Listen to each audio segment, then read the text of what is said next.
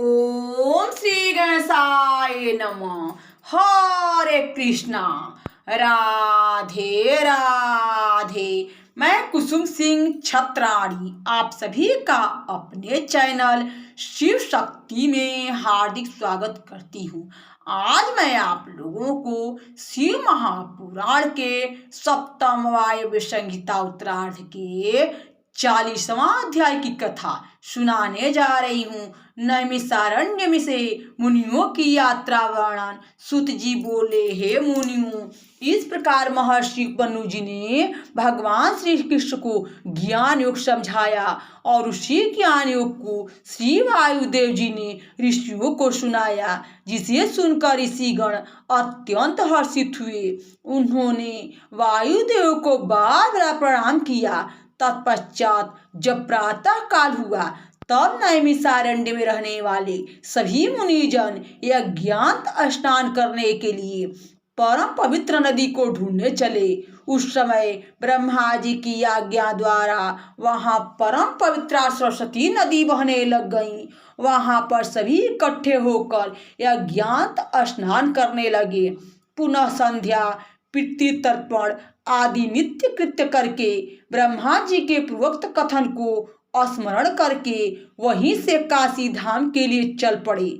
वहां पहुंचकर भागीरथी गंगा जी का पवित्र दर्शन करके तथा जल से भगवान विश्वनाथ का दर्शन पूजन आदि विधि पूर्वक किया, जिससे वे परम आनंद को प्राप्त हुए। वहां से चलने पर उन्हें एक परम दिव्य एवं अद्भुत सा प्रकाश दिखाई देने लगा। वह इस प्रकार का तेज था जिसमें हजारों पाशुपत व्रत की सिद्धियां प्राप्त भस्मधारी मुनिजन विलीन हो रहे थे। तदनंतर वह तेज भी विलीन हो गया। इतना देखते ही नैमिषारण्य के सभी मुनि आश्चर्यचकित हो गए। वे शीघ्र ही ब्रह्मा जी के दर्शनार्थ चल पड़े।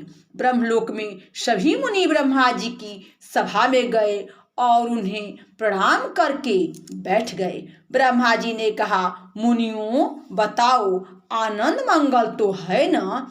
मैंने तो आप लोगों का वृत्तांत वायुदेव द्वारा सुन लिया है। यह सुनकर मुनि बोले, हे पितामह जी, जब वायुदेव वहां से पधार गए तब हम सबने यज्ञ समाप्त करके यज्ञांत स्नान करने के बाद गंगा जी होते हुए काशी में पहुँचे।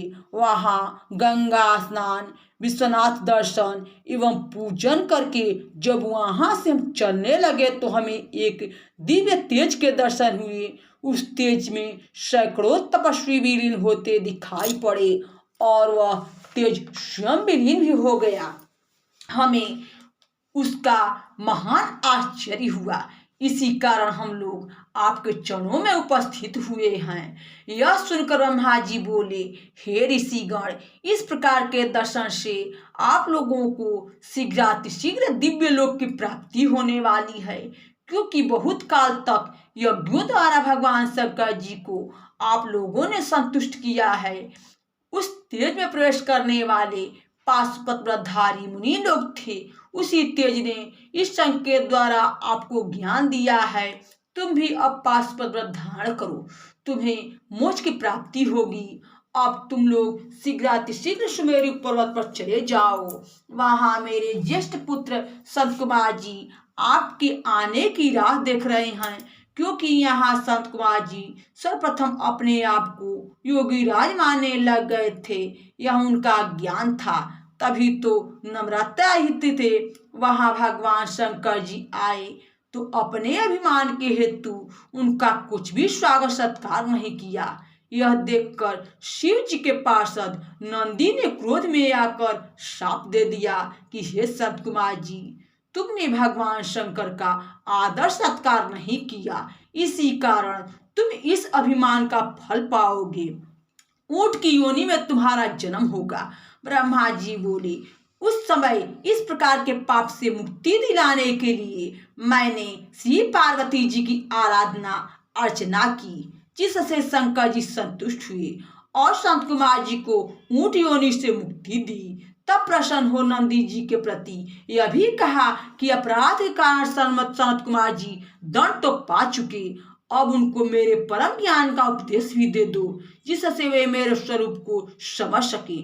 और ब्रह्मा जी के ज्येष्ठ पुत्र होने के कारण मैंने परम तत्व को उनको पूर्ण ज्ञान होना चाहिए। वे अब मेरी आज्ञा से तुमको अपना गुरु मानेंगे और धर्मराज के पद पर तुमको अभिषिक्त करेंगे।